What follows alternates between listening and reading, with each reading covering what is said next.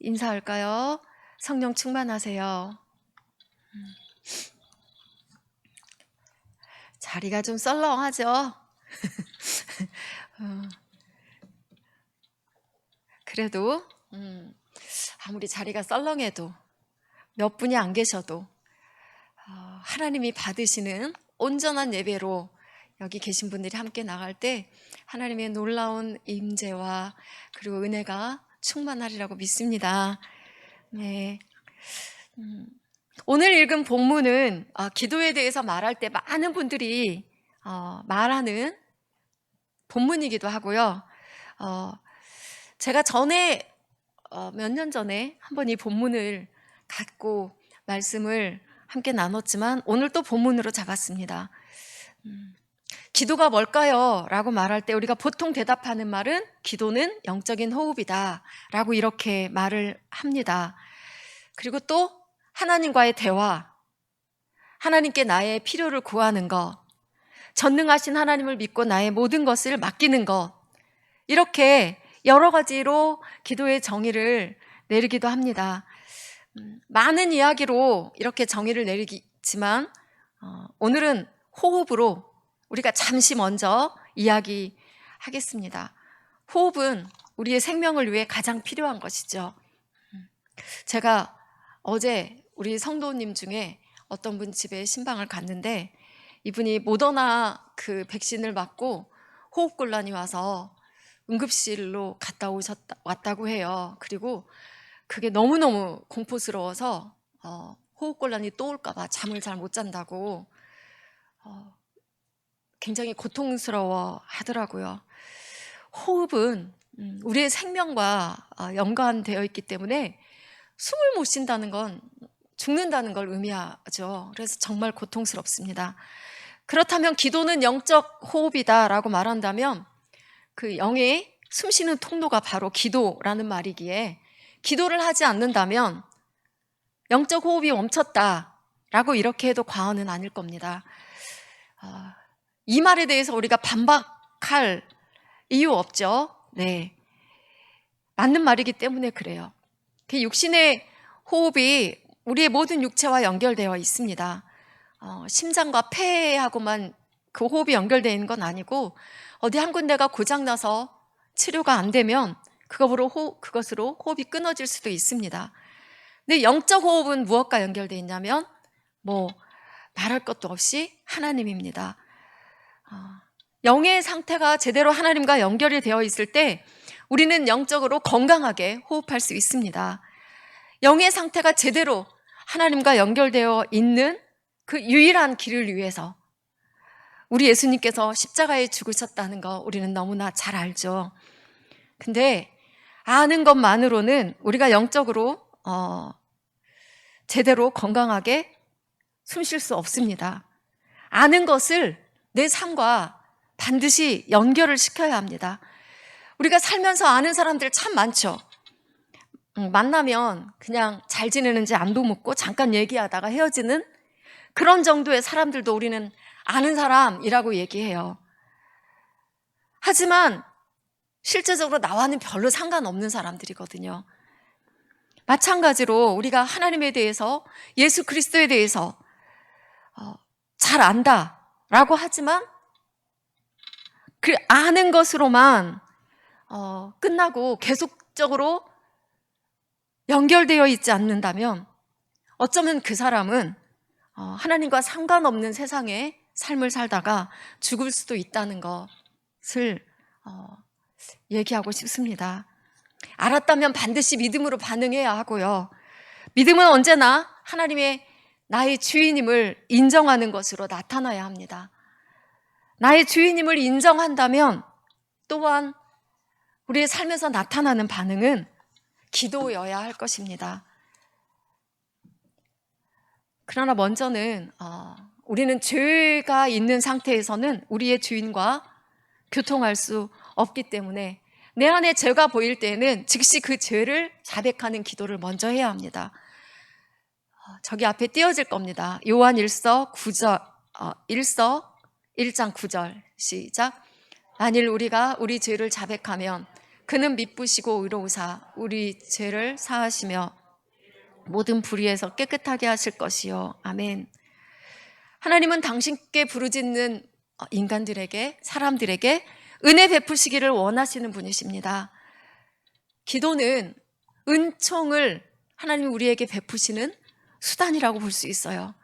자신의 죄를 인식하고 자신의 영적인 공공함과 비참함을 인식하는 자들은 그 곤궁과 비참에서 구원해 주실 분이 오직 하나님이심을 믿는 자들이기 때문에 죄를 고백하며 나아가는 겁니다. 우리에게 주신 금방 읽은 그 약속의 말씀은 하나님은 의로우사 우리가 죄를 자백할 때 우리의 죄를 사하시고 모든 불의에서 우리를 깨끗하게 하신다라고 하는 것입니다.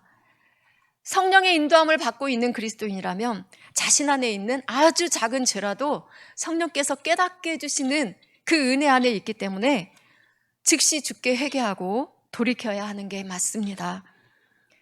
또한 기도는 우리가 알다시피 우리의 필요를 구하는 것입니다. 하나님이 나의 주권자이시며 나의 주인이심을 믿는다면 우리의 필요를 구하며 아버지께 나아가는 것 결코 이상할 것이 없습니다. 우리 누가복음 18장 1절을 읽겠습니다. 시작. 예수께서 그들에게 항상 기도하고 낙심하지 말아야 할 것을 비유로 말씀하여. 아멘. 항상 기도하고 낙심하지 말아야 할 것에 대해서 말씀하시는데 낙심하지 말아야 할 그 이유가 뭐냐면 바로 기도를 들으시는 하나님이 계시기 때문이죠. 누가복음 18장 6절과 7절도 우리 다시 읽겠습니다. 시작. 주께서 또 이르시되 불의한 재판 들으라. 하물며 하나님께서 그 밤낮 부르짖는 택하신 자들의 원한을 풀어주지 아니하겠느냐.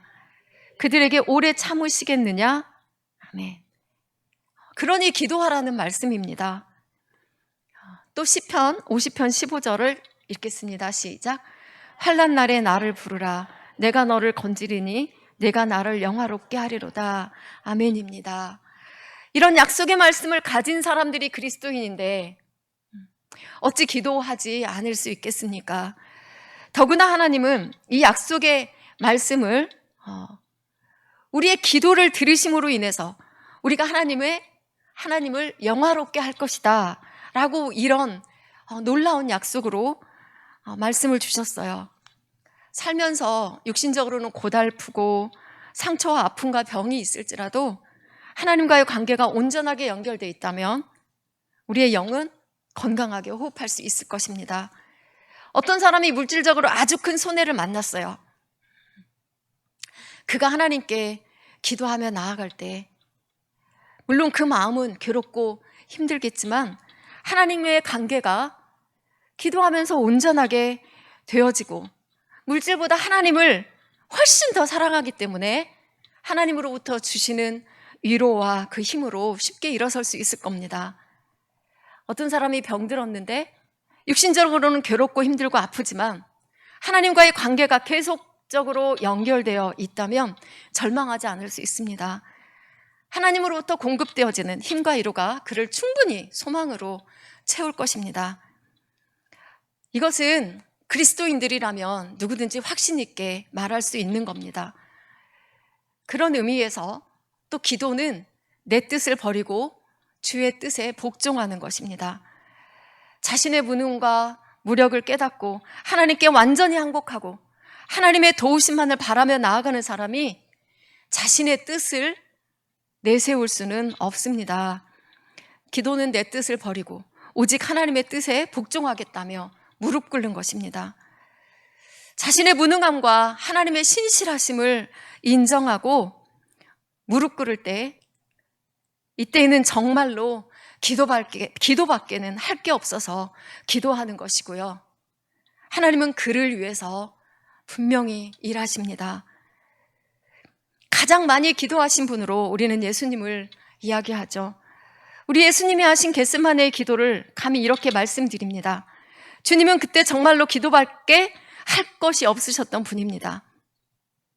그러나 우리 주님은 무능해서가 아니죠. 그럼에도 우리 주님은 기도밖에 다른 것을 하지 않으셨습니다. 예수님은 능력의 하나님이시죠. 가장 완전하신 분이시며 자신을 십자가에 못 박으려고 잡으러 오는 사람들 얼마든지 말씀 한마디로 물리칠 수 있는 분이십니다. 그러나 지금 겟세마네에 계시는 우리 주님은 오로지 기도밖에 아무것도 하시지 않고요. 지금은 기도밖에 아무것도 하실 게 없는 분입니다. 사실 인간의 몸을 입으셨기 때문에 잡히시는 것, 십자가의 고난, 너무 두려우시기도 하겠지만 주님이 기도하신 궁극적인 이유는 이미 알고 계시는 하나님의 뜻을 더 잘 이루시기 위해서이고요. 당신이 이 땅에 오신 그 하나의 목적을 온전히 이루시기 위해서입니다. 주님 안에 그 능력이 충천하심에도 불구하고 모든 것을 하실 수 있음에도 불구하고 오직 기도밖에 우리 주님은 하시지 않습니다. 오직 하나님의 뜻에 순종하여서 하나님의 뜻을 이루기 위해서죠. 그리고 주님이 십자가에 지시기 전에 우리 주님이 이미 이렇게 말씀하셨어요. 누구든지 무엇이든지 내 이름으로 구하면 내가 행하리라. 약속하셨어요. 그 말씀을, 약속의 말씀을 이루시는 길은 아버지의 뜻에 순종하여서 십자가를 지시는 일이기 때문에 그 일을 위하여서 피와 땀을 흘려가시며 오직 내 뜻대로 마오시고 아버지의 뜻대로 하옵소서라고 기도하십니다. 하나님의 아들이시며 완전한 구원자이신 예수님이 그렇게 기도하셨다면 우리가 하나님의 뜻을 구하며 기도하는 것은 당연한 일입니다. 어떤 분이, 제가 한 말이 아니고요, 어떤 분이 자신의 책에서 쓴 말을 인용하면 기도하지 않는 것은 교만하기 때문이다 라고 이렇게 말했습니다. 누구든지 내 이름으로 구하면 행하리라고 말씀하신 주님을 믿는 우리가 기도하지 않는다는 것은 어쩌면 정말 교만일 수 있습니다. 사람은 좀 본성상 기도하려고 하지 않는다고 합니다. 데살로니가전서 5장의 말씀처럼 쉬지 말고 기도하라, 그 말씀에 순종하는 그 기도의 사람이 되려면 사실 세상과 연결되어진 그 모든 것을 다 끊어내야 하거든요. 그렇다고 뭐 직장도 때려치고 가정도 포기하고 그런 뜻 아니라는 걸 아시죠? 그 모든 세상 일들 속에서 나의 생각, 나의 뜻, 나의 유익을 끊어내고 모든 것을 하나님께 묻고 순복하고 그렇게 살아야 한다는 의미입니다. 근데 그게 어디 쉽습니까? 십자가의 복음은 믿지만 어느 정도 내 뜻도 있어야 하고 세상 즐거움과 유익도 어느 정도 있어야 사는 맛이 있지 않겠어요? 하는 그 마음은 믿는 자들 안에도 여전히 있어서 그렇게 기도의 자리에 앉기가 쉽지 않다고 합니다. 우리는 이렇게 말할 수 있어요. 기도 안 하는 것이 교만해서 그런 건 아니거든요. 그렇게 오로지 주님께 기도로 나아가야 하는데 그게 안 되어서 그렇죠. 겟세마네 동산에서 주님이 그토록 땀방울이 핏방울이 되도록 기도하시는데도 불구하고 제자들이 육신적으로 연약하여서 졸고 있었던 그것처럼 우리도 마음은 있는데 육신이 약해서 그렇거든요. 교만해서가 아니라 이렇게 말할 수 있습니다. 어쩌면 기도가 잘 안 되는 그리스도인들이 가장 공감할 수 있는 부분일 수도 있겠습니다만은 그럼에도 불구하고 우리 주님은 제자들을 향해서 너희가 시험에 들지 않게 깨어있어 기도하라 이렇게 말씀하십니다. 사단은 믿는 자들을 넘어뜨리려고 우는 사자와 같이 덤벼들기에 기도로 늘 주님과 연결이 되어 있어야만 시험이 와도 주님의 도우심으로 넘어지지 않을 수 있음을 믿습니다. 사단은 우리 예수님도 넘어뜨리려고 아주 대단한 시험거리를 갖고 왔었지 않습니까?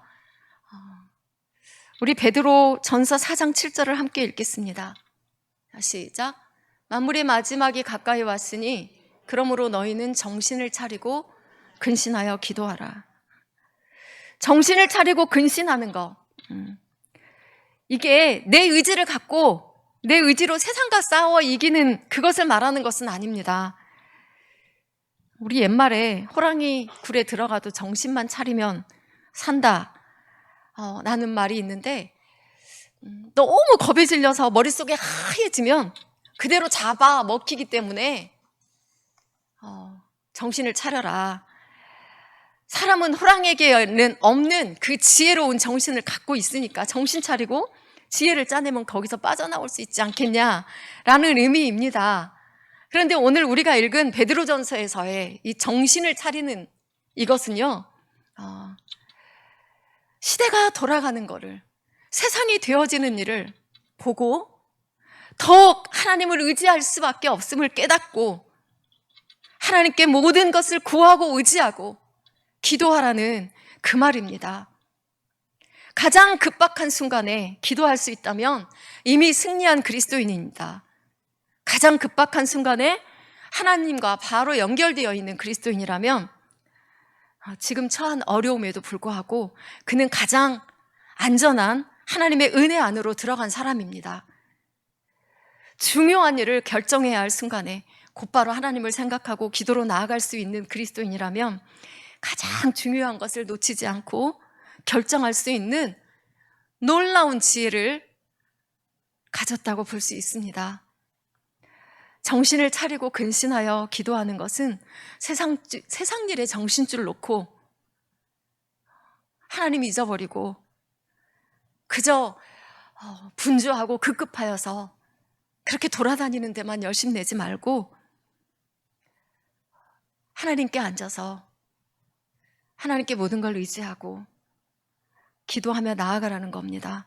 기도는 세상을 두려워하지 않는 믿음을 갖게 합니다. 이것을 바꿔 말하면 믿음의 사람은 세상을 두려워하지 않고 기도합니다. 그런데 지금 이 시대의 그리스도인들은 기도를 너무 어려워합니다. 솔직히 이 시대의 그리스도인들은 기도를 참 많이 안 합니다. 오늘 우리가 읽은 본문의 사람들도요, 외적으로는 지금 아주 절망적인 상황을 만났어요. 초대교회가 세워지고 예루살렘 교회가 이방 선교의 문이 열릴 즈음에 예루살렘 교회에 박해가 일어났죠. 헤롯 왕이 예수님의 12 제자 중 한 사람인 요한의 형제인 야고보를 칼로 잡아 죽인 이 사건이 벌어졌습니다. 이 일을 유대인들이 아주 기뻐하는 것을 보면서 헤롯은 그들에게 더욱 인기를 얻기 위해서 예루살렘 교회의 수장인 베드로를 잡아 죽이려고 잡아 가두었죠. 베드로를 옥에 잡아 가두었는데 베드로가 갇힌 그 상황이 얼마나 나쁜지 4절에서 알려주는데요. 군인 4명씩이 이렇게 4패가 지키고 있고 6절에 보면 베드로의 양옆에는 군사하고 같이 베드로를 쇠사슬에 묶어서 매어 놓았다고 이렇게 되어 있습니다. 감옥은 얼마나 깊은지 첫째 파수와 둘째 파수와 그리고 쇠문이 있다고 되어 있죠. 말하자면 힘도 없는 베드로를 그토록 엄중하게 가두고 있다라는 것은 반드시 베드로를 처단하겠다는 의지이고요. 베드로를 잡아들인 사람이 또 다름 아닌 왕입니다. 그 어마무시한 권력 앞에 누구도 무엇을 할 수 없는 상황입니다. 힘없는 교회는 더더구나 말할 것도 없죠. 교회는 지금 굉장한 두려움에 휩싸여 있을 수밖에 없고요. 야고보가 지금 칼로 죽음을 당했고 이제 수장인 베드로를 잡아갔으니까 분명 죽을 수밖에 없는 그런 상황을 만난 겁니다. 6월절이 지난 후에 베드로가 왕 앞에 끌려 나와서 처단된다면 그 후에는 교회 전체에 이런 핍박이 일어날 수도 있는 아주 두려운 상황입니다. 이때 교회가 할 수 있는 일이 무엇이었을까요? 어쨌든 힘을 모아야 하기 때문에 함께 모였어요. 두려움의 문도 꼭꼭 닫아놨습니다. 이 상황에 자신들의 무력함으로는 아무것도 할 수 없다는 것을 알기 때문에 그들은 기도합니다. 전심으로 기도해요. 베드로를 위해서 간절히 기도했습니다. 진짜 이것이야말로 기도밖에는 할 게 없는 그런 난감함과 고난에 처한 상황입니다. 기도밖에 할 수 없다는 건 인간의 무력함을 인정하는 것이고 오직 하나님의 그 능력을 바랄 수밖에 없다는 겁니다. 인간으로서는 기도밖에 할 수 없는 상황이지만 그러나 인간으로서는 상상할 수 없는 가장 강력한 힘을 발휘하는 것이 바로 기도의 응답에 대한 하나님의 힘과 능력입니다. 베드로는 그 깊은 감옥에서도 하나님을 신뢰해요. 그래서 편안히 자요. 근데 천사가 그를 데리고 나갑니다. 이걸 볼 때마다 이 말이 생각이 나요. 어떤 강력한 특수부대원들이 이렇게 쉽게 전혀 싸움도 없이 인명의 손상도 없이 간단하게 그 깊은 옥중에서 베드로를 구해낼 수 있을까? 하나님의 능력이 아니면 할 수 없습니다. 그런데 열심히 기도했던 사람들이 베드로를 그 깊은 옥에서 꺼내어서 하나님이 그들 앞에 보내어 주셨는데 믿지 않아요. 이런 일이 일어날 거라고는 상상도 못해서였을까요? 아마 기도하던 사람들은 내일쯤이면 하나님이 다른 방법으로 베드로를 풀어지게 하지 않을까라는 그런 기대를 했을지도 모릅니다. 아무튼 이들이 기도했으면서도 처음에는 베드로가 문을 두드리는 것을 전혀 믿으려 하지 않았지만 어쨌든 이들이 합심하여서 오로지 기도했다는 것은 이미 모든 것을 주님께 의지하고 맡겨드렸기 때문에 하나님은 분명히 행하셨어요. 우리는 기도할 뿐 하나님이 어떻게 행하실지 우리가 미리 앞서가지 못합니다. 하나님의 능력이기 때문이죠. 여기서 잠깐 우리가 기도할 때 마음의 태도에 대해서 말씀하고 가겠습니다. 기도는 응답의 확신을 갖고 해야 한다고 주님이 말씀하십니다. 마태복음 21장 21절과 22절 함께 읽겠습니다. 시작. 대답하여 이르시되 내가 진실로 너희에게 이르노니 만일 너희가 믿음이 있고 의심하지 아니하면 이 무화과 나무에게 된 이런 일만 할 뿐 아니라 이 산더러 들려 바다에 던져지라 하여도 될 것이요 너희가 기도할 때 무엇이든지 믿고 구하는 것은 다 받으리라 하시니라. 아멘. 주님은 믿음이 있고 의심하지 아니하면 그리고 무엇이든지 믿고 구하면 다 받으리라고 이렇게 말씀하십니다. 성도들의 기도가 응답되지 못하는 가장 큰 이유는 의심이라고 하죠. 자신의 경험과 나약한 본성을 의지하면서 의심하면 하나님이 행하실 수가 없으십니다.